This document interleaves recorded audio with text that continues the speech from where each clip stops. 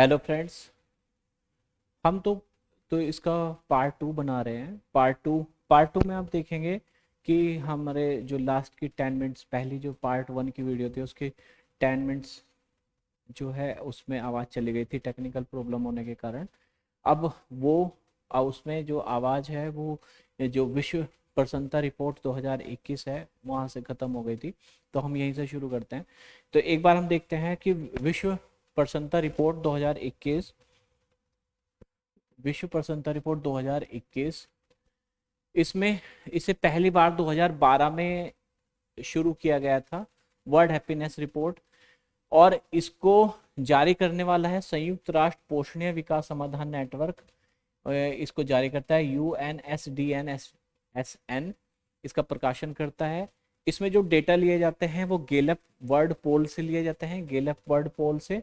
और इसमें Lloyds register foundation से भी वर्ल्ड रिस्क पोल की भी मदद ली जाती है। तो इसमें जो जारी किया गया है ये इसका नोवा संस्करण है। 2012 में आया था ये पहला, तो इसका ये नोवा संस्करण है। और इसमें दिखाया गया है कि विश्व के लोगों के कल्याण एवं कोविड-19 के मध्य संबंध पर आधारित है। इसमें 6 कारक, 6 फैक्टर्स दिखाए गए हैं। 6 फैक्टर्स हैं खुशी के। 4 फैक्टर्स लिए हैं इन्होंने खुशी के, 4 पैमाने लिए हैं। और वे 4 पैमाने कौन कौन से हैं वो एक बार देख लीजिए। प्रति व्यक्ति जीडीपी, एक तो सबसे पहला तो इनका यही है कि सबसे पहले तो पैसा होना चाहिए लोगों के पास। तो प्रति व्यक्ति जीडीपी, प्रति व्यक्ति जीडीपी, पर कैपिटा जीडीपी। उदारता, उदारता यानी कि दान वान करने की कितनी उनके अंदर, लोगों में दान देने की या दूसरों की मदद करने की कितनी वो है उदारता। जेनरोसिटी, भ्रष्टाचार बोध, परसेप्शन ऑफ करप्शन, स्वस्थ जीवन प्रत्याशा, हेल्दी लाइफ एक्सपेक्टेंसी, जीवन में विकल्प चुनने की स्वतंत्रता, freedom to make life choices, सामाजिक अवलंबन यानी कि सोशल सपोर्ट, सोशल सपोर्ट कितना है। तो ये 6 इन्होंने फैक्टर देखे हैं खुशी के। अगर इन 6 आधारों पर इन्होंने देखा है कि कौन सा देश सबसे ज्यादा खुशी है, और उनमें सबसे ज्यादा खुश मिला है फिनलैंड, जो लगातार चौथी बार सबसे ज्यादा खुश देश पाया गया है। और ये 18 और 20 के आंकड़ों पर आधारित है ये रिपोर्ट। और इसमें जो 18, 19, 20 और 21 चारों साल फिनलैंड ही नंबर 1 पर है बना हुआ। 17 में इससे पहले नॉर्वे था, 17 में इससे पहले नॉर्वे था। और याद रखने वाली बात है कि कोई भी टॉप 10 में एशियाई देश है ही नहीं, एशियाई देश कोई भी खुश है ही नहीं। और सबसे ज्यादा दुखी देश है अफगानिस्तान, सबसे ज्यादा दुखी देश है अफगानिस्तान, क्योंकि अफगानिस्तान में वॉर चल रही है तो वे खुश कहां से होंगे, गरीबी वैसे है वहां पर। अगर सार्क देशों की बात की जाए तो सार्क देशों में जो नंबर है अफगानिस्तान का तो आपको बता ही दिया है, सबसे कम नंबर है, 149 रैंक है उसकी, सबसे लास्ट है। भारत की अगर देखें तो भारत को जो प्राप्त हुआ है 3.819 है, और 139 रैंक है भारत की, 139वीं रैंक है भारत की। मालदीव 89 रैंक के साथ है, नेपाल 87, पाकिस्तान 105, श्रीलंका 129 और बांग्लादेश 101। तो भारत की स्थिति बहुत दयनीय है सार्क देशों में।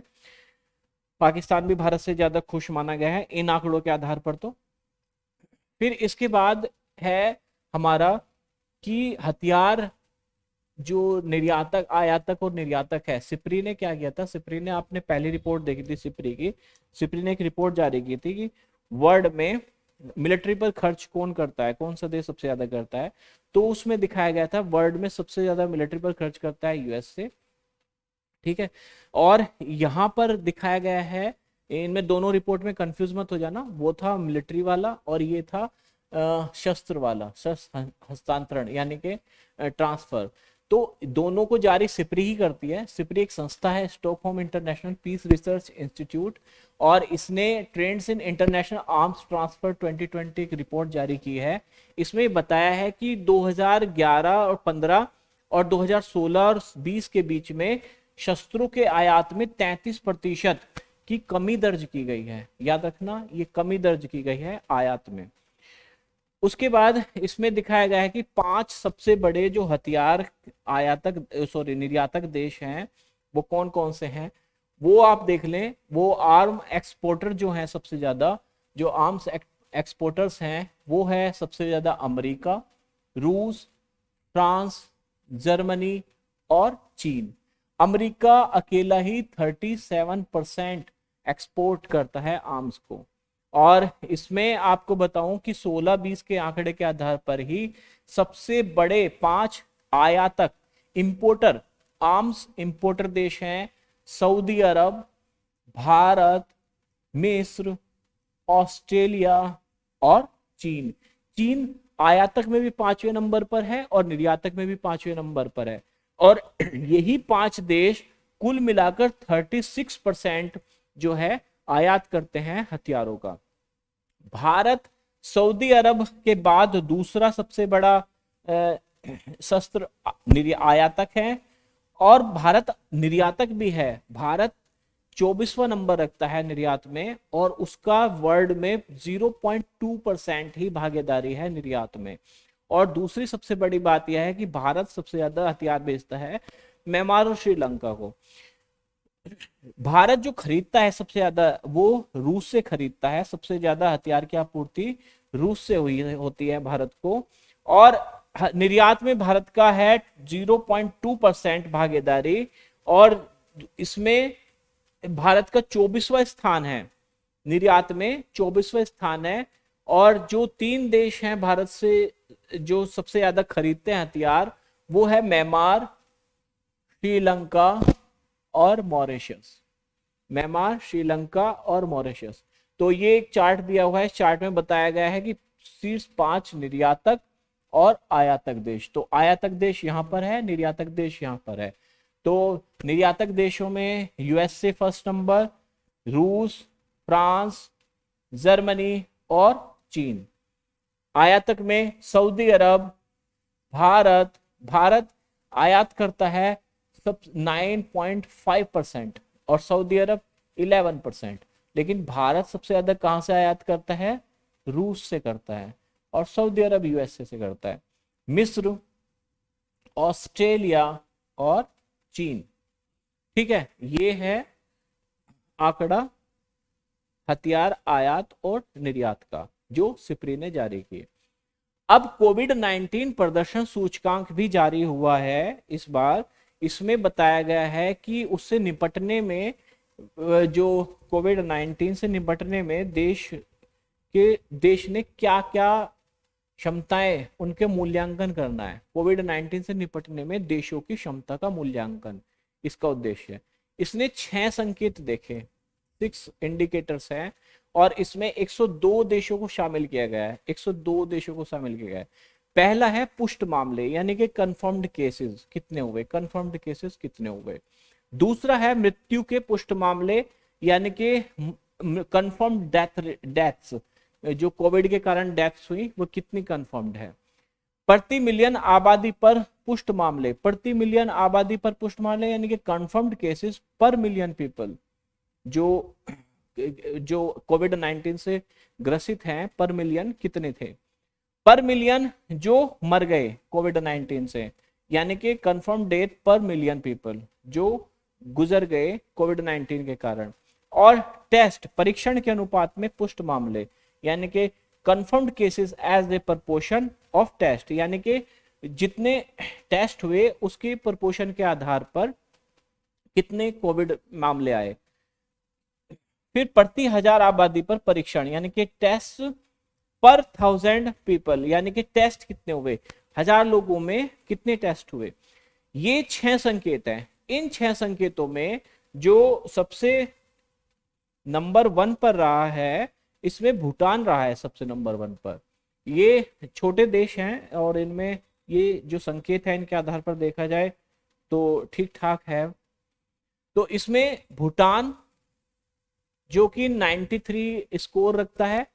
दूसरे पर New Zealand, Taiwan, Thailand and Cyprus, सारे के सारे छोटे देश हैं। और दक्षिण एशिया की अगर स्थिति देखें तो दक्षिण एशिया की स्थिति में भूटान, श्रीलंका, नेपाल, भूटान, श्रीलंका, नेपाल, पाकिस्तान, भारत एंड बांग्लादेश। क्योंकि भारत की आबादी बहुत ज्यादा है और इसलिए पर कैपिटा के आधार पर भारत की रैंकिंग बहुत पिछड़ रही है। लेकिन भारत की स्थिति इन कारकों के आधार पर भले ही 87 रैंक हो, लेकिन भारत बहुत अच्छे से डील किया है। भारत ने टेस्टिंग रेट बहुत ज्यादा रहा भारत में। तो इस आधार पर देखें,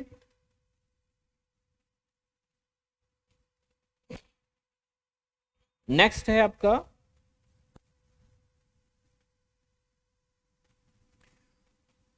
आर्थिक स्वतंत्रता सूचकांक 2021।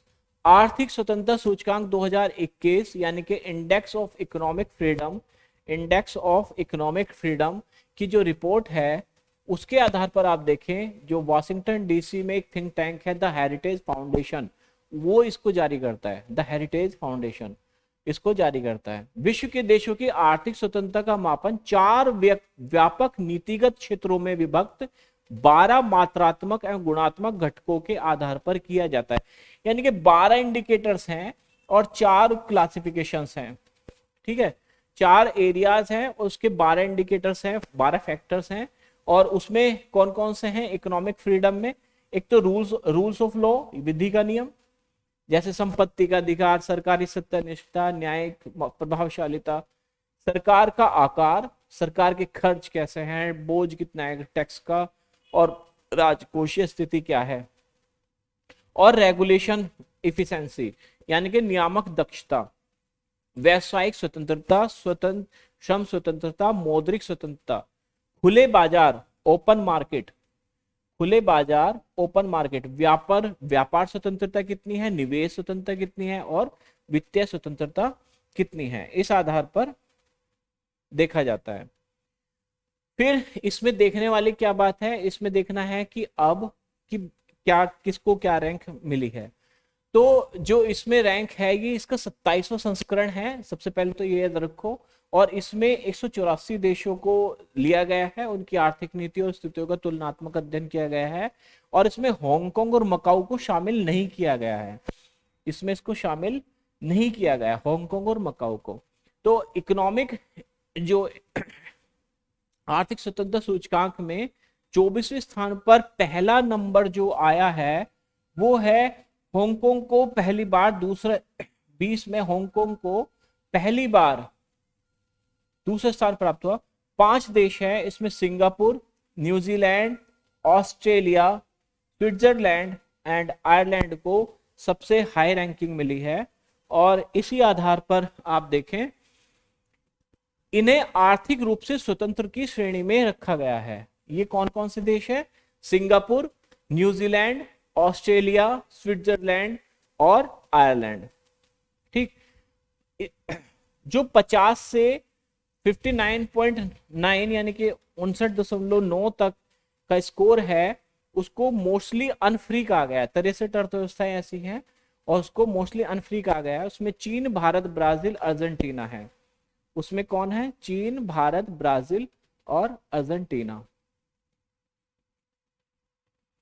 इसमें है गैर स्वतंत्र, चीन, भारत, ब्राजील, अर्जेंटीना। सूचकांक में सिंगापुर को विश्व का सबसे स्वतंत्र अर्थव्यवस्था घोषित की गई है। उत्तर कोरिया सबसे कम स्वतंत्र है। उत्तर कोरिया 178वीं रैंक है, कम स्वतंत्र है, विश्व का सबसे कम स्वतंत्र है। रिपोर्ट में शामिल 6 देश Iraq, Libya, Liechtenstein, Somalia, Syria, Yemen को कोई रैंक नहीं दी गई है। इन 6 देशों को कोई रैंक नहीं दी गई है। ये 6 देश है जिनको कोई रैंक नहीं मिली है, Iraq, Libya, Liechtenstein, Somalia, Syria और यमन। भारत का 2021 में जो स्कोर है वो 151वां नंबर है और स्कोर है 56.5। 56.5 के साथ आर्थिक सूचकांक में भारत का 121वां नंबर है 178 देशों में। 121वां। सो सबसे पहला है, सबसे बड़ा है, और एशिया पैसिफिक में भारत की 26वीं रैंक है। एशिया पैसिफिक में भारत की 26वीं रैंक है, और विश्व में जो है भारत को 121वां स्थान मिला है। और जो सिंगापुर है पहले पर है, न्यूजीलैंड दूसरे पर, ऑस्ट्रेलिया तीसरे पर, स्विट्जरलैंड चौथे पर, और आयरलैंड पांचवें पर। अब ये हो गया आपका इकोनॉमिक फ्रीडम भी हो गई। अब है भारत एशिया संरक्षित क्षेत्र भागीदारी का सह अध्यक्ष। एशिया संरक्षित क्षेत्र भागीदारी यानी कि एशिया प्रोटेक्टेड एरियाज पार्टनरशिप की संकल्पना सबसे पहले 2013 में सेंदाई जापान में आयोजित प्रथम एशिया पाक्स कांग्रेस में प्रस्तुत की गई थी। यह है एशिया संरक्षित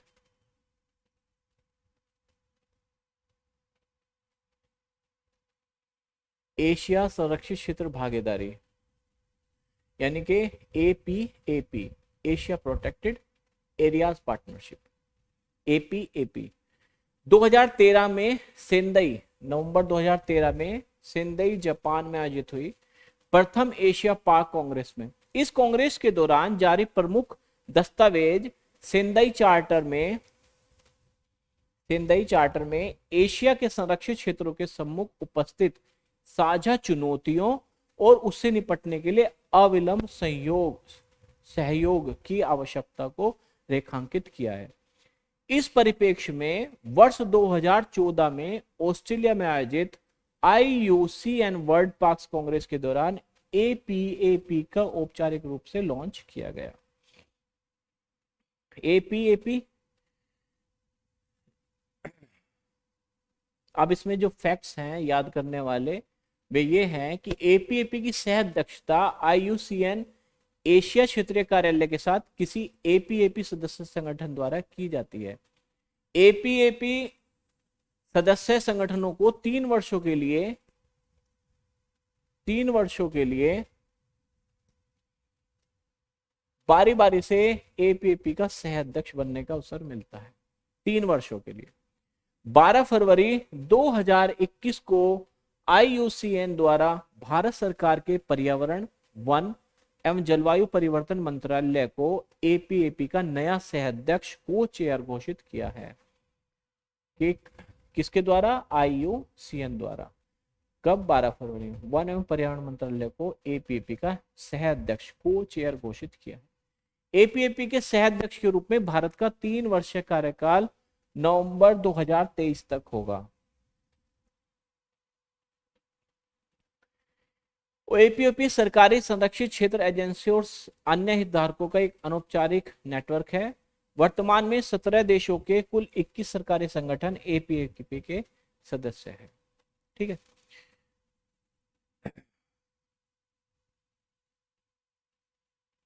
अब है म्यांमार में तख्ता पलट।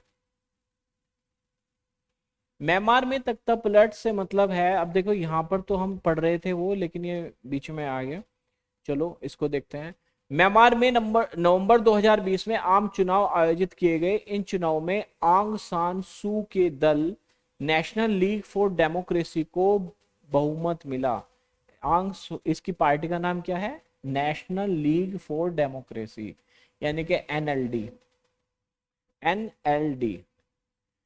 को बहुमत है। संसद की कुल 476 सीटों में से NLD को 396 सीटें मिली। NLD की यह जीत वर्ष 15 के आम चुनाव से भी बड़ी थी, जबकि सेना समर्थित पार्टी थी union solidarity and development party को 20 के चुनाव में मात्र 33 सीटें प्राप्त हुई। नवंबर 20 के चुनाव में सेना का प्रदर्शन खराब रहा, जिसके चलते सेना ने नागरिक सरकार पर चुनाव में बड़े पैमाने पर भ्रष्टाचार का आरोप लगाकर राजनीतिक सत्ता अपने हाथ में ले ली। आरोप क्या है? भ्रष्टाचार। जबकि नागरिक सरकार के द्वारा नियुक्त संघीय चुनाव आयोग ने चुनाव में सेना के द्वारा लगाए गए किसी भी प्रकार के भ्रष्टाचार से इनकार किया है। चुनाव आयोग है उनका भी, और उसने मना किया है कि कोई भ्रष्टाचार नहीं हुआ है। फिर भी 1 फरवरी 2021 को आंग सान सू के नेतृत्व में चल रही नागरिक सरकार को म्यांमार सेना टाट मादाव टाट मैदाव ने अपदस्थ कर दिया। सरकार की सारी शक्तियां कार्यकारी राष्ट्रपति मिंट स्वे, राष्ट्रपति कौन है, कार्यकारी राष्ट्रपति मिंट स्वे, और सेना के कमांडर इन चीफ मिन आंग हाइंग के केंद्रित हो गई। तो अब क्या है इसमें, आंग सान सू का जो वो था दल था, वो था एनएलडी, वो तो खत्म हो गया, उसको तो भ्रष्टाचार का आरोप लगा दिया। टाट मदाव म्यांमार की सेना है, उसने अब अपदस्थ कर दिया। फिर राष्ट्रपति जो सारी शक्तियां हैं वो कार्यकारी राष्ट्रपति मिंट स्वे के और सेना के कमांडर इन चीफ मीन आंग हाइंग में केंद्रित हो गई। 2 फरवरी 2021 को मिन आंग हाइंग के नेतृत्व में सरकारी कामकाज के लिए स्टेट एडमिनिस्ट्रेशन काउंसिल का गठन किया गया। एक काउंसिल बनाई गई, SAC, स्टेट एडमिनिस्ट्रेशन काउंसिल। 1 अगस्त 2021 को सैन्य शासक मीन आंग हाइक ने, जो कि कमांडर इन चीफ हैं, स्वयं को म्यांमार का प्रधानमंत्री घोषित कर एक कार्यवाहक सरकार का गठन किया। मिन आंग हाइंग, ठीक है। ये सूचकांक को बीच में आ गया, लेकिन अब हम सूचकांक को देखते हैं। एशिया पैसिफिक निजीकृत स्वास्थ्य सूचकांक, अभी एक नया सूचकांक बनाया है। एशिया पैसिफिक निजीकृत स्वास्थ्य सूचकांक व्यक्तिगत स्वास्थ्य सेवा के क्षेत्र में हुई प्रगति को मापने के लिए शुरू किया गया एक नया स्वास्थ्य सूचकांक है, ठीक है। व्यक्तिगत स्वास्थ्य सेवा से तात्पर्य सही समय पर, मतलब इसका क्या है, व्यक्तिगत स्वास्थ्य सेवा का मतलब है कि सही समय पर सही व्यक्ति को सही स्वास्थ्य देखभाल उपलब्ध होने। 28 जनवरी 2021 को द इकोनॉमिक्स इंटेलिजेंस यूनिट द्वारा एशिया पैसिफिक निजीकृत स्वास्थ्य सूचकांक जारी किया गया। Asia Pacific personalised health index. यह सूचकांक एशिया पैसिफिक क्षेत्र के 11 देशों में निजीकृत स्वास्थ्य सेवा को अपनाने की तत्परता को मापता है। एशिया पैसिफिक के ये 11 देश कौन कौन से हैं? ऑस्ट्रेलिया, चीन, जापान, भारत, इंडोनेशिया, ये 11 देश हैं। और चीन, Japan, Bharat, Indonesia, Malaysia, Singapore, Taiwan, New Zealand, Thailand, दक्षिण कोरिया। अब सवाल होता है कि इसमें भारत है? हाँ, भारत है। इन 11 देशों के प्रदर्शन को 4 श्रेणी में विभक्त किया गया है और 27 इसमें इंडिकेटर्स यूज किए हैं। 4 कौन से हैं? स्वास्थ्य सूचना यानी कि हेल्थ इंफॉर्मेशन, स्वास्थ्य सेवाएं हेल्थ सर्विसेज, निजीकृत प्रौद्योगिकियां यानी कि पर्सनलाइज्ड टेक्नोलॉजी, और नीतिगत संदर्भ यानी कि पॉलिसी कंटेक्स्ट। तो इसमें जो 4 देश हैं वो है सिंगापुर फर्स्ट पर, ताइवान, जापान और ऑस्ट्रेलिया।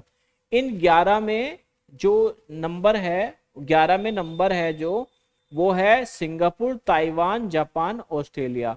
और भारत का तो 10वां नंबर है, 10वां स्थान है और स्कोर है भारत का 36। ठीक है, 11 में 10 है आउट ऑफ 11 टॉप 10 में। Singapore, Taiwan, Japan and Australia.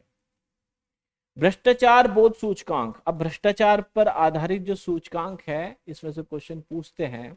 अब इसे देखें तो वर्ष 95 में ट्रांसपेरेंसी इंटरनेशनल द्वारा प्रतिवर्ष भ्रष्टाचार बोध सूचकांक CPI, करप्शन परसेप्शन इंडेक्स, जारी किया जाता है। इस सूचकांक के तहत विश्व के देशों क्षेत्रों को वहां व्याप्त भ्रष्टाचार के आधार पर रैंकिंग प्रदान की जाती है।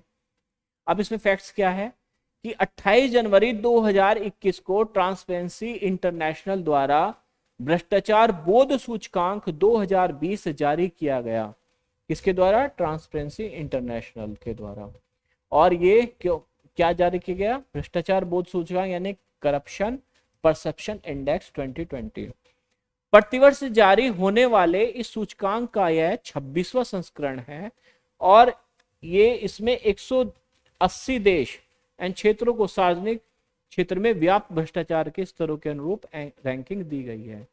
इसमें 0 से शुरू होता है, 100 तक होता है और सबसे अधिक भ्रष्ट होगा शून्य को होगा सर्वाधिक भ्रष्ट, हाईली करप्टेड, और 100 का मतलब होगा बहुत ही ज्यादा क्लीन, यानी कि जितना ज्यादा स्कोर होगा उतना ही कम भ्रष्ट होगा।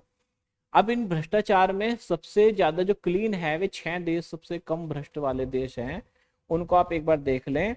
उनमें डेनमार्क है और न्यूजीलैंड दोनों पहले नंबर पर है, जिनको दोनों को 88 रैंक प्राप्त है, 88 स्कोर है इनका। फिनलैंड, सिंगापुर, स्वीडन और स्विट्जरलैंड, ये चारों के चारों तीसरे नंबर पर है। ठीक है, जो सबसे ज्यादा भ्रष्टाचार वाले हैं, सबसे कम वाले कौन से हैं? डेनमार्क, न्यूजीलैंड, फिनलैंड, सिंगापुर, है ना, स्वीडन एंड स्विट्जरलैंड। और सर्वाधिक भ्रष्टाचार वाले हैं सोमालिया, सबसे ज्यादा भ्रष्ट है सोमालिया, 179 रैंक है, और दक्षिण सूडान, दोनों की रैंक सेम है और स्कोर भी सेम है इनका। सीरिया है, फिर यमन और वेनेजुएला दोनों 176 रैंक रखते हैं। भ्रष्टाचार बोध सूचकांक 2020 में भारत का स्कोर 86 है, भारत का स्कोर 40 है और रैंक है 86, रैंक 86 है भारत की। भारत के साथ जो है 86 पर तुर्की भी है, ट्रिनिडाद टोबैगो है, Timor Leste, Morocco, Burkina Faso. तुर्की, Trinidad Tobago, Timor Leste, Morocco, Burkina Faso, इनका भी 86 पर ही नंबर है रैंक। वर्ष 19 के सूचकांक में भारत 180 देशों की सूची में 80वें स्थान पर था। जो 2019 का आंकड़ा था उसके आधार पर 180 देश में 80वें स्थान पर था भारत, और अब है 86वें स्थान पर आउट ऑफ 179। इस सूचकांक में भारत के पड़ोसी देशों में चीन 78 है, श्रीलंका 94 रैंक रखता है, पाकिस्तान 124वें स्थान पर है, भ्रष्ट में है, नेपाल 117वें और बांग्लादेश 146वें स्थान पर है, और अफगानिस्तान 165वें स्थान पर है। अगर ब्रिक्स देशों को देखा जाए तो ब्रिक्स देशों की स्थिति भी देख लें, तो ब्रिक्स देशों में भारत और चीन के अतिरिक्त दक्षिण अफ्रीका की जो रैंक है वो 69 है, और ब्राजील की 94 और रूस की 129 रैंक है। तो देखा जाए तो भारत की स्थिति ब्रिक्स देशों में भी ज्यादा पुअर नहीं है, ब्राजील और रूस की तो और भी ज्यादा खतरनाक स्थिति है। अब है वैश्विक जलवायु जोखिम सूचकांक। देखिए, जो पर्यावरण से रिलेटेड है वो बहुत सारे हैं। वैश्विक जलवायु जोखिम सूचकांक, ग्लोबल क्लाइमेट रिस्क इंडेक्स विश्व के विभिन्न देशों और भूभागों में जलवायु संबंधी मौसमी घटनाओं जैसे तूफान, बाढ़, लू आदि के द्वारा हुई क्षति का आकलन करना। रिस्क, जर्मनी स्थित पर्यावरण और शोध संगठन जर्मन वॉच द्वारा वैश्विक जलवायु जोखिम सूचकांक 2021 GCRI जारी की गई। किसके द्वारा? जर्मन वॉच द्वारा वैश्विक जलवायु जोखिम सूचकांक, और इसमें जो मौसमी घटनाएं हैं, प्राकृतिक आपदाएं हैं, उनका आकलन किया जाता है। प्रतिवर्ष जारी किए जाने वाले सूचकांक का 16वां संस्करण है। 2019 में मोजाम्बिक, जिम्बाब्वे, बहामास प्रतिकूल मौसमी घटनाओं यानी कि एक्सट्रीम वेदर इवेंट से सबसे ज्यादा प्रभावित थे। 19 में मोजाम्बिक, जिम्बाब्वे और बहामास। ये जिम्बाब्वे, बहामास ये कैरेबियन कंट्रीज हैं, और मोजाम्बिक आपका अफ्रीकन है। उल्लेखनीय है कि मार्च 19 में मोजाम्बिक, जिम्बाब्वे तथा मलावी को प्रचंड उष्णकटिबंधीय चक्रवात इडाई का प्रकोप झेलना पड़ा था। इडाई इडाई 19 में आया था, मोजाम्बिक, जिम्बाब्वे और मलावी में। जिम्बाब्वे अफ्रीकन कंट्री है। संयुक्त राष्ट्र महासचिव है एंटियो गुटरेस ने इसे अफ्रीकी इतिहास का सबसे खतरनाक जलवायु संबंधी आपदा घोषित किया था। और वर्ष 19 में प्रतिकूल मौसमी घटनाओं से प्रभावित सबसे ज्यादा 10 में से 8 देश निम्न मध्यम आय वर्ग के हैं। निम्न मध्यम आय वर्ग के मतलब ज्यादा अमीर नहीं है। एक तो है मोजाम्बिक सबसे ज्यादा, जिम्बाब्वे, बहामास, फिर जापान और मलावी, ये इनकी रैंक है।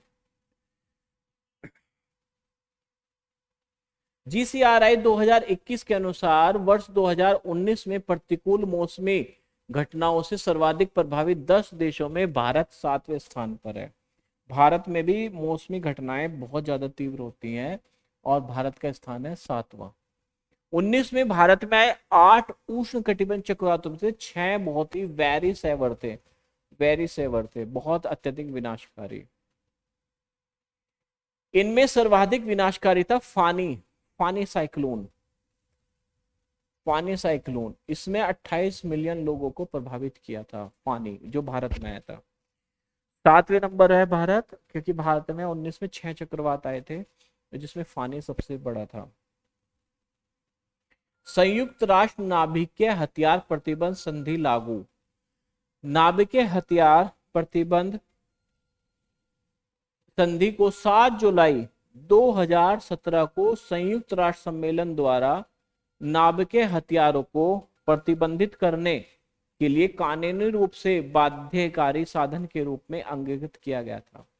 इस संधि को 20 सितंबर 17 से संयुक्त राष्ट्र के सभी सदस्यों के हस्ताक्षर के लिए खोल दिया गया था। 24 अक्टूबर 20 को होंडुरस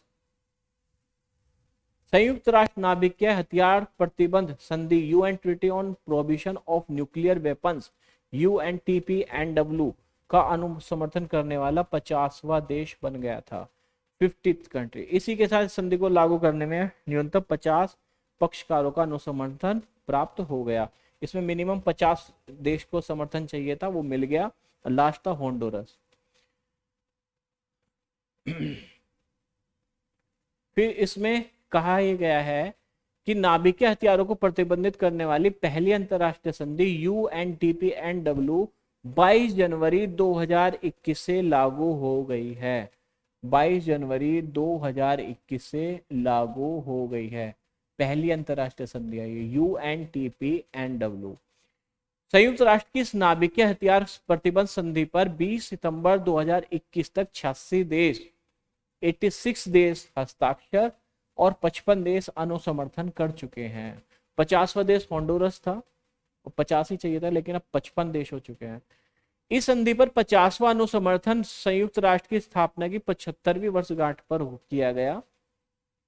इस संधि के प्रथम अनुच्छेद के अनुसार संधि में शामिल सभी देश नाभिकीय हथियारों का विकास, परीक्षण, विनिर्माण या अन्यथा इनकी प्राप्ति, अधिग्रहण या स्टॉक नहीं करेंगे, यानी कि न्यूक्लियर हथियारों को छोड़ देंगे। नाभिकीय हथियारों का प्रत्यक्ष या अप्रत्यक्ष अंतरण या नियंत्रण नहीं करेंगे, यानी कि बिल्कुल भी नाभिकीय हथियारों को नहीं रखेंगे। यह संधि नाभिकीय विस्फोट को तैनात करने, इसे स्टेशनिंग, प्रतिस्थापित करने या परिनियोजित करने, डेवलपिंग से को प्रतिबंधित करती है। यह न्यूक्लियर वेपन्स को किसी भी रूप में प्रत्यक्ष या अप्रत्यक्ष रूप से सभी में बंद करती है। और 86 हस्ताक्षरकर्ताओं में भारत, पाकिस्तान, चीन, अमेरिका, फ्रांस, ब्रिटेन, रूस आदि देश शामिल नहीं हैं। जिनके पास न्यूक्लियर हथियार हैं वे इसमें शामिल नहीं हैं। इन 86 देशों में भारत, पाकिस्तान, चीन, अमेरिका, फ्रांस, ब्रिटेन, रूस ये शामिल नहीं है। भारत के पड़ोसी देशों में नेपाल ने इस पर हस्ताक्षर और बांग्लादेश और मालदीव ने इसको अनुसमर्थन और हस्ताक्षर दोनों किए हैं। ग्लोबल फायर पावर सूचकांक 2021। ग्लोबल फायर पावर नामक संगठन विश्व की 140 आधुनिक सैन्य शक्तियों से संबंधित आंकड़ों को प्रकाशित करती है। देखिए, मैं सभी पढ़ाऊंगा, मैं सभी करा रहा हूं इस बुक से, क्योंकि ये बहुत इंपॉर्टेंट है। 140 आधुनिक सैन्य शक्ति से संबंधित आंकड़े रखती है और जीएफपी द्वारा जारी रैंकिंग प्रत्येक राष्ट्र की पारंपरिक संसाधनों द्वारा थल जल एवं वायु में युद्ध लड़ने की संभावित क्षमता पर आधारित है। जिस देश का स्कोर 0 से जितना निकट होगा वह राष्ट्र युद्ध क्षमता के संदर्भ में उतना ही अधिक शक्तिशाली होगा। उल्लेखनीय सूचकांक को तैयार करने में किसी राष्ट्र की परमाणु युद्ध क्षमता को शामिल नहीं किया गया है। इसमें परमाणु युद्ध क्षमता को शामिल नहीं किया गया है और इसमें जो जितना स्कोर 0 के पास होगा उतना ही वो शक्तिशाली होगा।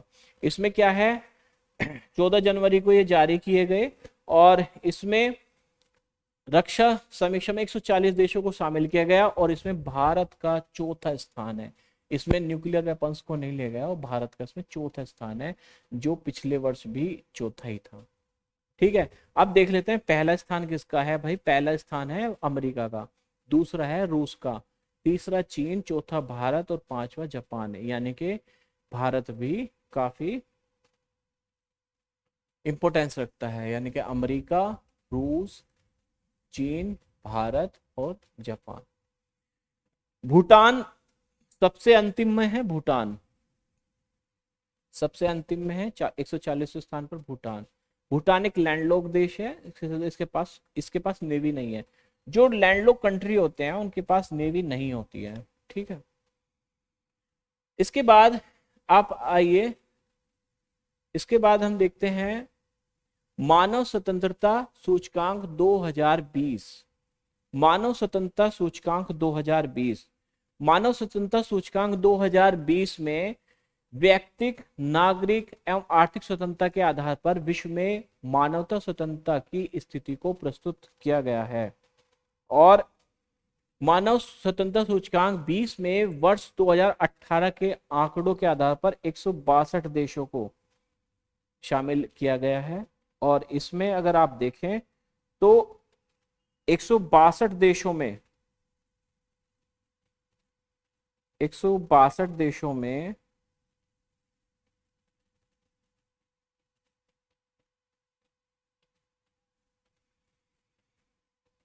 वॉशिंगटन डीसी की केटो इंस्टीट्यूट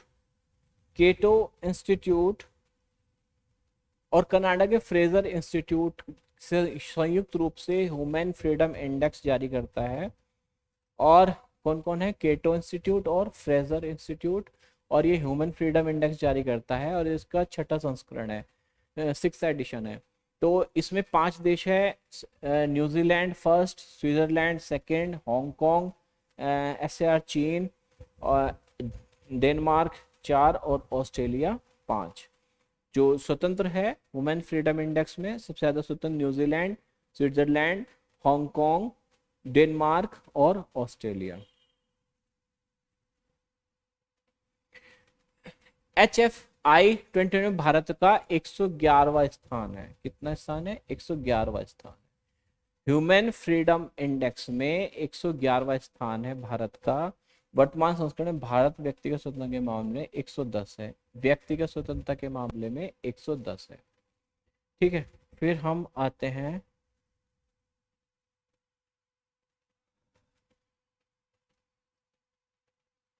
और आर्थिक स्वतंत्रता के मामले में 105 है। भारत आर्थिक स्वतंत्रता के मामले में 105 है और व्यक्तिगत स्वतंत्रता के मामले में 110 है। और ओवरऑल भारत का जो बनता है 111वां स्थान बनता है। ठीक है, इसमें आपको मैं बताऊं 140 देशों में भारत का है 111वां स्थान ओवरऑल, लेकिन व्यक्तिगत स्वतंत्रता में तो है 110 और आर्थिक स्वतंत्रता में है 105वां स्थान।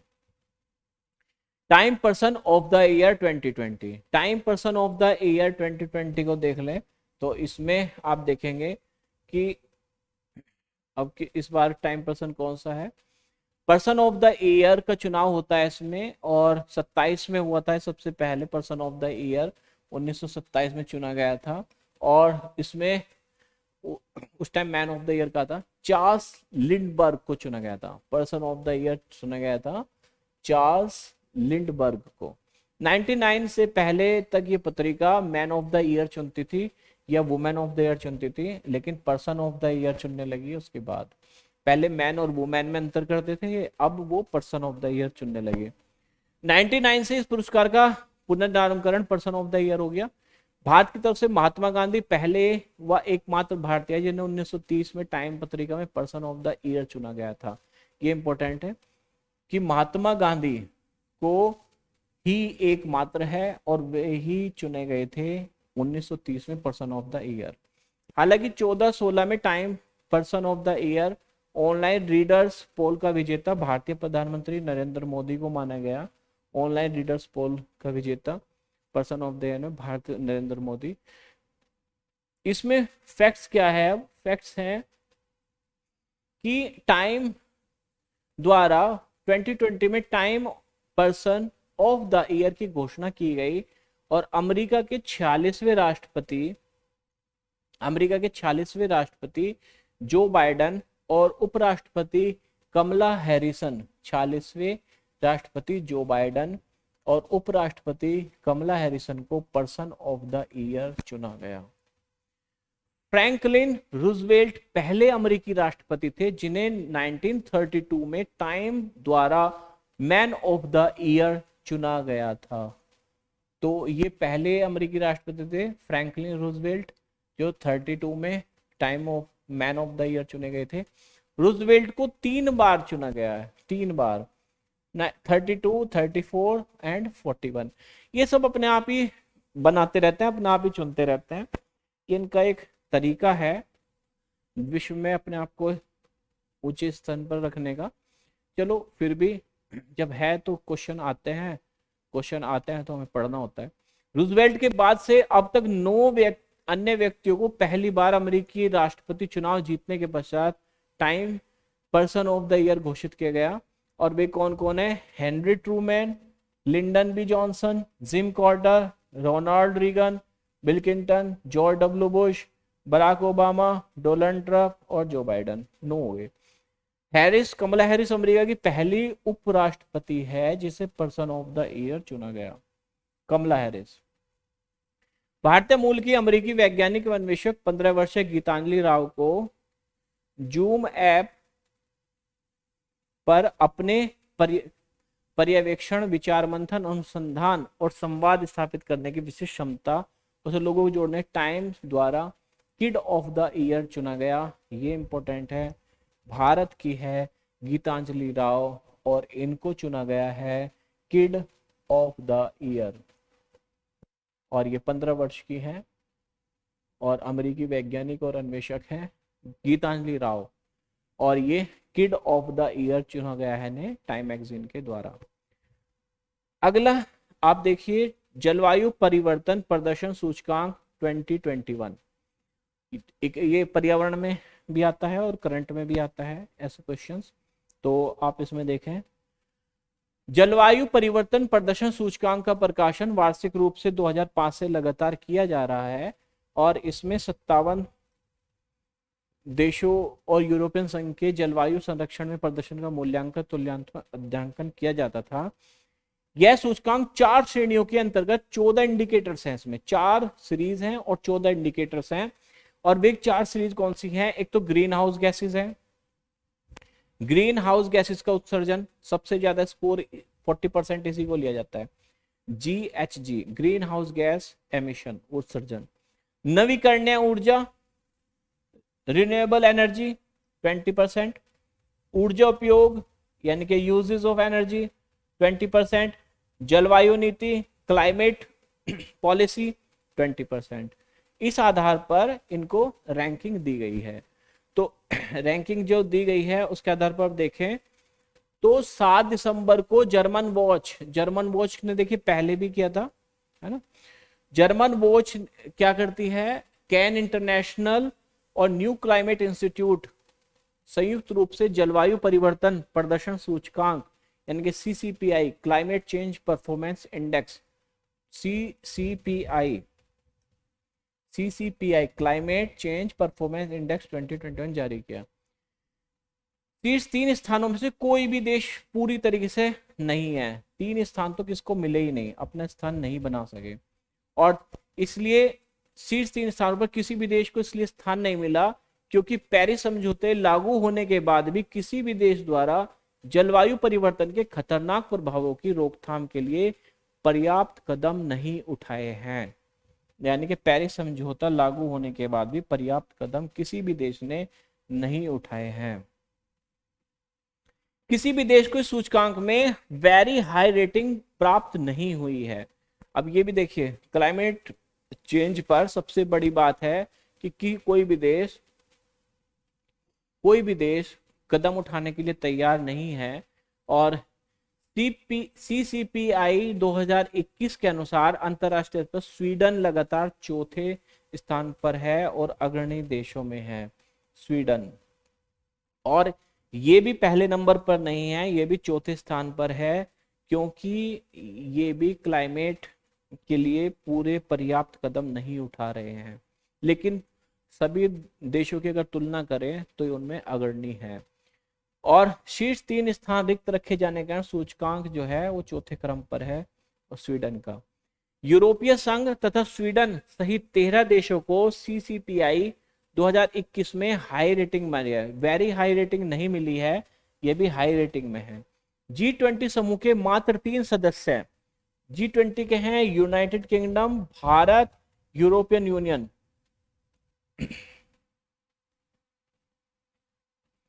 भारत यूरोपियन टॉप 10 में है। अब उसमें भारत भी है, देखिए भारत भी CCPI में टॉप 10 में है। ठीक है, और ये क्या है, ये पॉलिसी यानी कि क्लाइमेट चेंज के प्रति। भारत की रैंकिंग ब्रिक्स देशों में सबसे हाई है। भारत का रैंक है 10। इस मामले में भारत बहुत अच्छे स्थान पर है, 10 है। और ब्राजील 25 पर है, चीन 33 और दक्षिण अफ्रीका 37 और रूस 52। जलवायु परिवर्तन प्रदर्शन सूचकांक 2021 में भारत को 10वां स्थान मिला है और स्कोर है 63-98। यहाँ पर बहुत अच्छा काम है भारत का। वर्ष 2020 की तुलना में भारत की रैंक में एक स्थान की गिरावट आई है। पहले ये 9वें स्थान पर था, ये पहले 9वें स्थान पर था, यानी कि 2020 में 9वें स्थान पर था और 2021 में ये 10वें स्थान पर है। और ग्रीन हाउस गैसों की बात करें तो ग्रीन हाउस गैसों के आधार पर देखें, जो रैंक है भारत की वो कैसी है, ग्रीन हाउस गैसों में 12वीं रैंक है।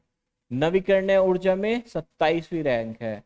ऊर्जा उपयोग में 10वीं रैंक है और जलवायु नीति में 13वीं रैंक है।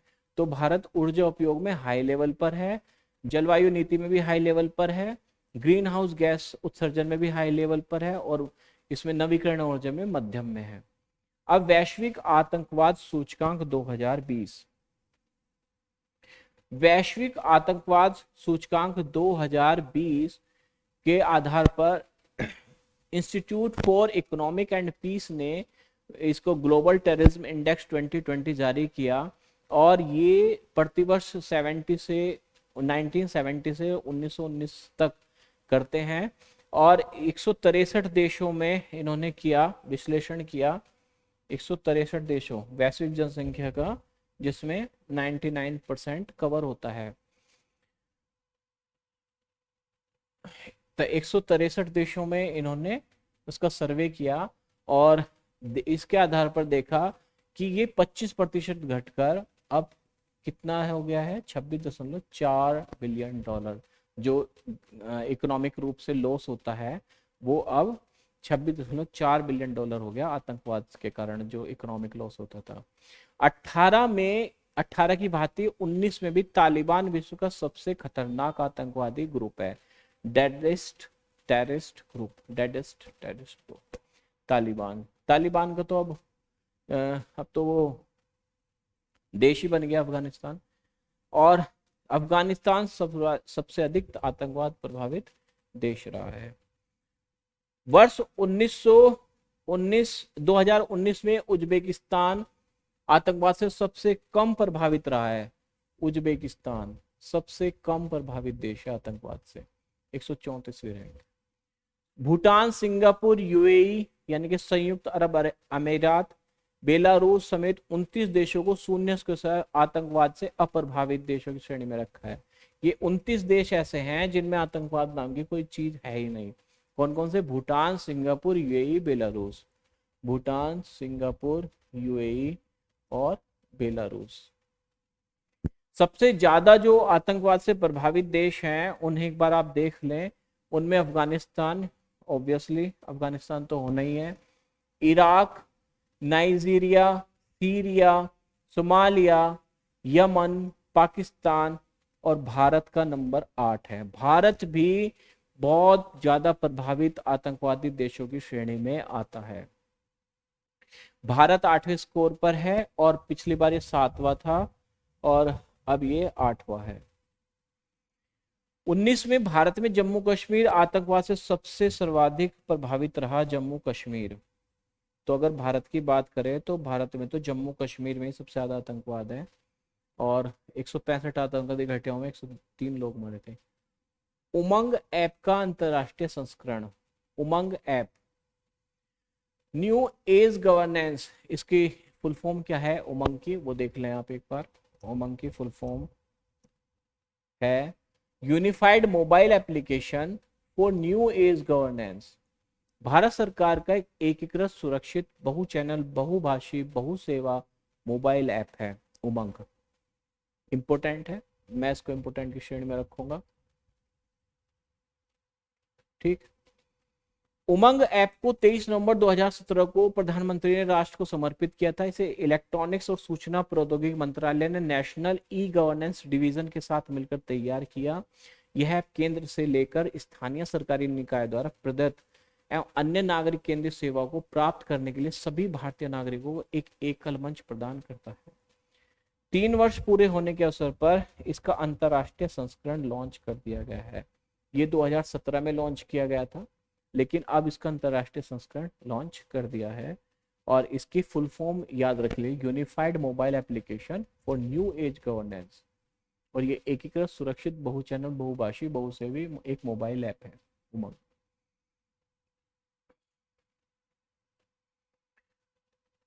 वैश्विक रिश्वत जोखिम सूचकांक। उमंग ऐप के अंतरराष्ट्रीय संस्करण को इलेक्ट्रॉनिक्स और सूचना प्रौद्योगिकी मंत्रालय ने विदेश मंत्रालय के समन्वय से तैयार किया है। उमंग ऐप का अंतरराष्ट्रीय संस्करण कुछ चुने हुए देशों जैसे America, England, Canada, Australia, UAE, Netherland, Singapore, Australia, New Zealand में भी अपनी सेवाएं उपलब्ध कराएगा। यह विदेशों में भारतीय छात्रों, प्रवासी भारतीयों और भारत से विदेश जाने वाले पर्यटकों के लिए विशेष रूप से मददगार होगा, क्योंकि वे विदेश में इस मोबाइल ऐप के माध्यम से भारतीय सेवाएं प्राप्त कर सकेंगे। अब है दूसरा वैश्विक रिश्वत जोखिम सूचकांक 2020।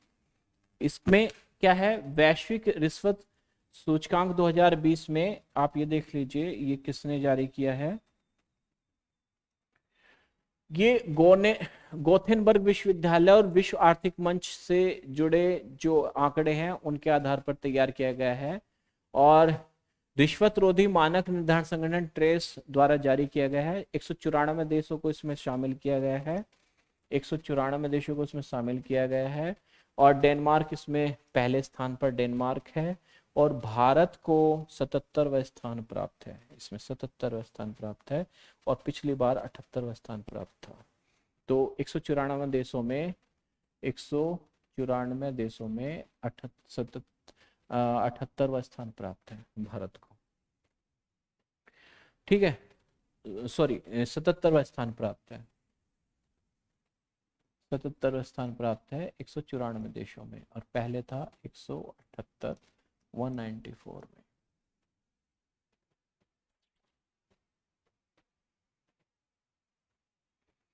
लेगाटम समृद्धि सूचकांक।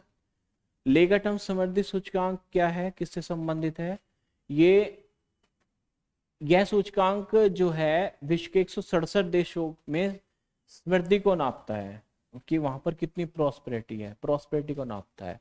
और ये क्या है? 167 देशों को कवर करता है और इसमें जो उपलब्धि है, इसमें जो देखा गया है, किस आधार पर देखा गया है कि सुरक्षा एवं संरक्षा, व्यक्तिगत स्वतंत्रता, प्रशासन, सामाजिक पूंजी, निवेश का माहौल, उद्यमिता की शर्तें, बाजार तक पहुंच, अवसंरचना, गुणवत्ता, आर्थिक गुणवत्ता, रहन सहन की स्थिति, स्वास्थ्य, शिक्षा, प्राकृतिक पर्यावरण, इन सबको पैमाने पर लिया गया है। और पहला है इसमें नंबर, जो इसमें प्रॉस्पेरिटी में पहला नंबर है वो है स्विट्जरलैंड का, डेनमार्क, लग्जमबर्ग, आइसलैंड और स्वीडन। ब्रिक्स देशों में भारत का स्थान है 62वां और पहले था 59th रैंक। नेक्स्ट है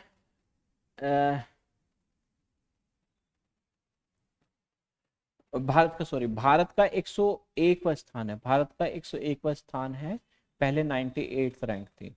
वर्ल्ड टैलेंट में भारत का जो है वो 62 है। वर्ल्ड टैलेंट में भारत का जो नंबर है वो 62 है, पिछली बार 59 था। वर्ल्ड टैलेंट में भारत ने 3 पायदान नीचे जाते हुए 62 स्थान प्राप्त किया, पहले था 59। ठीक है, फिर है नेक्स्ट है एंडोरा। आईएमएफ का 190वां सदस्य बन गया एंडोरा। एंडोरा एक देश है। न्यू हेमिस्फीयर यूएसए में आयोजित संयुक्त राष्ट्र ब्रेटन वुड्स सम्मेलन 1944 में अर्थशास्त्री जॉन मेंडकिंस व हैरी डेक्स्टर व्हाइट द्वारा अंतरराष्ट्रीय भुगतान प्रणाली एवं भुगतान संतुलन से संबंधित एक अंतरराष्ट्रीय संस्था के निर्माण की अवधारणा पेश की थी, जो बाद में बना था आईएमएफ। आईएमएफ कैसे नींव रखी गई थी? आईएमएफ अंतरराष्ट्रीय मुद्रा कोष, अंतरराष्ट्रीय मुद्रा कोष, ये ब्रेटन वुड्स सम्मेलन हुआ था 1944 में, और इसमें जो अर्थशास्त्री थे जॉन मेडन कीन्स एवं हैरी डेक्स्टर वाइट, इन्होंने आईएमएफ की जो वो थे, और जो वर्तमान में इसके एमडी है वो बुल्गारिया की अर्थशास्त्री हैं, और उसका नाम है क्रिस्टलिना जॉर्जीवा। और क्रिस्टलिना जॉर्जीवा 101 अक्टूबर 2019 को इस पद पर आई थी। और भारत मूल की अर्थशास्त्री गीता गोपीनाथ को आईएमएफ की इकोनॉमिक काउंसलर और तथा रिसर्च डिपार्टमेंट डायरेक्टर के पद पर नियुक्त किया गया। गीता गोपीनाथ, ये याद रखना, गीता गोपीनाथ को आईएमएफ की इकोनॉमिक काउंसलर और रिसर्च डिपार्टमेंट डायरेक्टर के पद पर नियुक्त किया गया। तो ब्रेटन वुड्स सम्मेलन से संबंधित है ये ग्रेट और आईएमएफ, और इससे संबंधित है अर्थशास्त्री जॉन मेंडकिंस, हैरी डेक्स्टर वाइट, ये दो नाम याद रखना, आया हुआ है। और जो वर्तमान में एमडी है आईएमएफ की प्रबंधक निदेशक, वो है बुल्गारिया की इकोनॉमिस्ट क्रिस्टलिना जॉर्जीवा। और भारत के गीता गोपीनाथ आईएमएफ में इकोनॉमिक काउंसिल है और रिसर्च डिपार्टमेंट डायरेक्टर के पद को पर नियुक्त है गीता गोपीनाथ। 16 अक्टूबर 20 को यूरोपीय देश है एक एंडोरा, आईएमएफ का 190वां देश बन गया। तो जो एंडोरा है 190वां देश बन गया आईएमएफ का। आईएमएफ में कितने सदस्य हैं? 190 सदस्य हैं। तो आईएमएफ में एंडोरा का प्रारंभिक कोटा जो एसडीआर है, special drawing rights, 82.5 million US जो है डॉलर है लगभग, और यानी कि मिलियन यूएस डॉलर में है 116.4 मिलियन यूएस डॉलर। जो एसडीआर है वो 82.5 मिलियन है।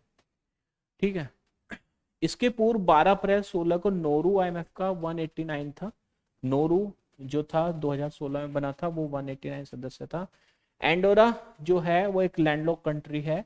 मैप में हम देखें फ्रांस और स्पेन के बीच में है एक लैंडलॉक कंट्री, और यह यूरोपीय का सबसे छोटा देश में से छठा सबसे छोटा देश है।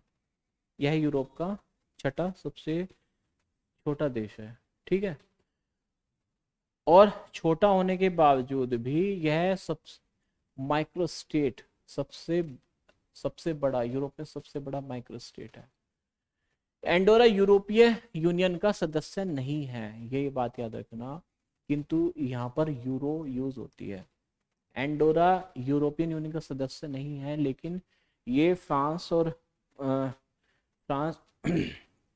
ये जो है उसका सदस्य नहीं है, किसका? यूरोपियन यूनियन का। और ये जो है फ्रांस और स्पेन के बीच में छठा सबसे छोटा है और लैंडलॉक कंट्री है। इफ अब है कजाकिस्तान सिक्का का नया अध्यक्ष। सिक्का क्या है? सिक्का है एशिया में शांति, सुरक्षा, स्थिरता को बढ़ावा देने के सहयोग से बहुराष्ट्रीय मंच है और इसकी स्थापना 5 अक्टूबर 92 को हुई थी। और इसमें जो कजाकिस्तान के प्रथम राष्ट्रपति नूर सुल्तान नजरबेयव द्वारा सिक्का नामक संगठन को मूर्त रूप दिया गया था। इसका सचिवालय भी कजाकिस्तान के नूर सुल्तान में ही है। और इसका फुल फॉर्म होती है सिक्का की conference on interaction and confidence building measures in Asia. अब इसका पहला जो सदस्य था वो ताजिकिस्तान था, लेकिन अब इसका कजाकिस्तान सदस्य बन गया।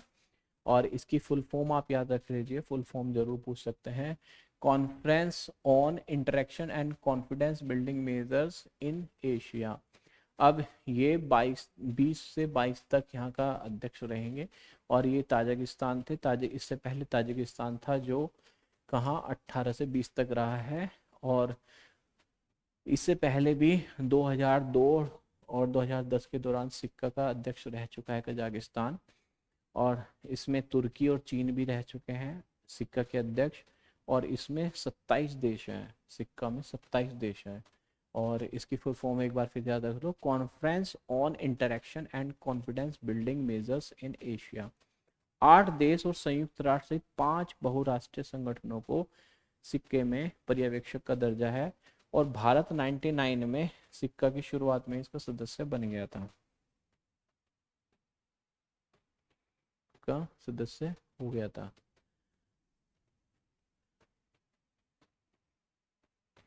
संयुक्त राष्ट्र के 75 वर्ष हो गए। यहाँ से क्वेश्चन बिल्कुल आएगा और आना भी चाहिए। तो इसमें आप देखिए कि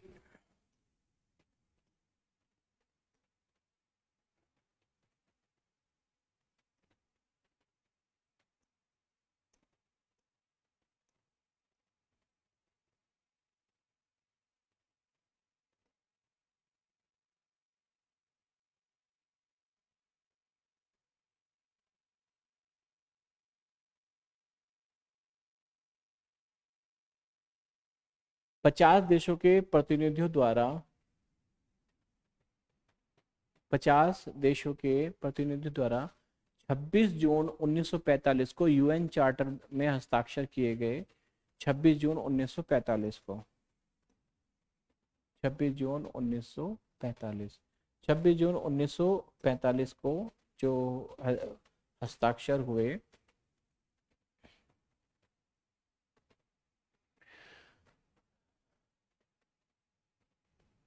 पोलैंड जो इस कॉन्फ्रेंस में शामिल नहीं हो सका था, बाद में चार्टर पर हस्ताक्षर किया, संयुक्त राष्ट्र के 51वें संस्थापक सदस्यों में से एक बना।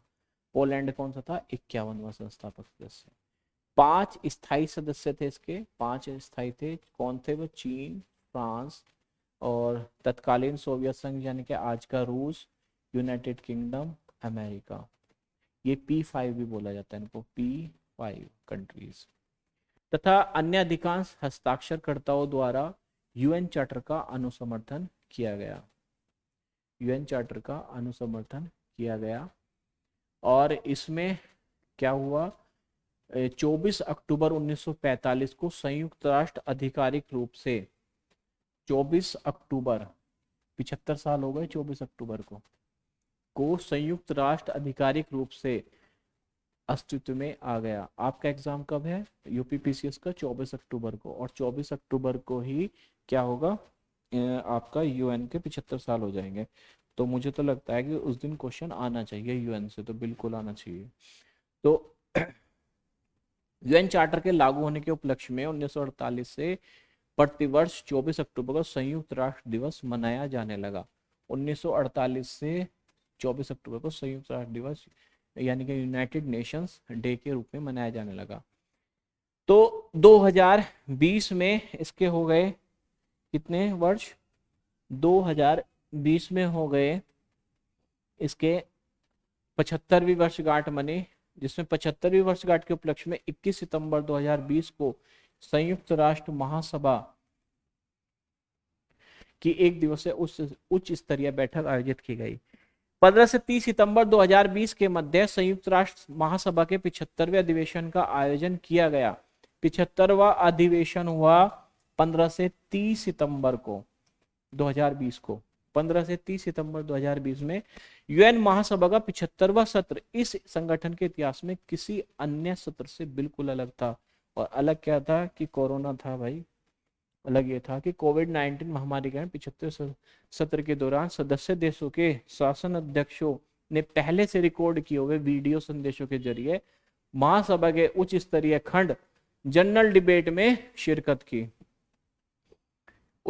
इस वर्ष जनरल डिबेट का आयोजन 22 से 26 सितंबर 2020 एवं 29 सितंबर 2020 को किया गया। जनरल डिबेट का मुख्य विषय क्या था, ये याद रख लो, द फ्यूचर वी वांट। जो मुख्य विशेषता थीम क्या थी उसकी, the future we want, the United Nation we need, reaffirmation our collective commitment to multilateralism. The future we want, the UN we need, reaffirming our collective commitment and multilateralism. संयुक्त राष्ट्र महासभा के 75वें सत्र की अध्यक्षता किसने की थी? बोल्कान बोजकिर, तुर्की के एक राजनयिक थे, बोल्कान बोजकिर, ये इंपॉर्टेंट है। 75वें सत्र की अध्यक्षता किसने की थी? बोल्कान बोजकिर, तुर्की के राजनयिक। वे महासभा के अध्यक्षता करने वाले तुर्की के पहले नागरिक हैं। वे तुर्की के पहले नागरिक हैं। संयुक्त राष्ट्र की 75वीं वर्षगांठ के उपलक्ष्य में आयोजित महासभा के उच्च स्तरीय बैठक को प्रधानमंत्री ने वीडियो संदेश के माध्यम से संबोधित किया। संयुक्त राष्ट्र जैव विविधता शिखर सम्मेलन का आयोजन किया गया 30 सितंबर को ही, और जैव विविधता अभिसमय यानी कि CBD convention on biological diversity के पक्षकार देशों के राष्ट्रीय अध्यक्ष और मंत्रियों ने, प्रतिनिधियों ने भाग लिया था। इस शिखर का जो थीम थी वो थी सतत विकास के लिए जैव विविधता, सतत विकास के लिए जैव विविधता पर अविलंब कार्यवाही, urgent action on biodiversity for sustainable development. केंद्रीय संचार मंत्रालय के अधीन डाक विभाग ने 23 अक्टूबर 2020 को संयुक्त राष्ट्र की 75वीं वर्षगांठ के उपलक्ष्य में स्मारक डाक टिकट जारी किया। भारत में 23 अक्टूबर को एक डाक टिकट भी जारी हुआ। ठीक है, धन्यवाद।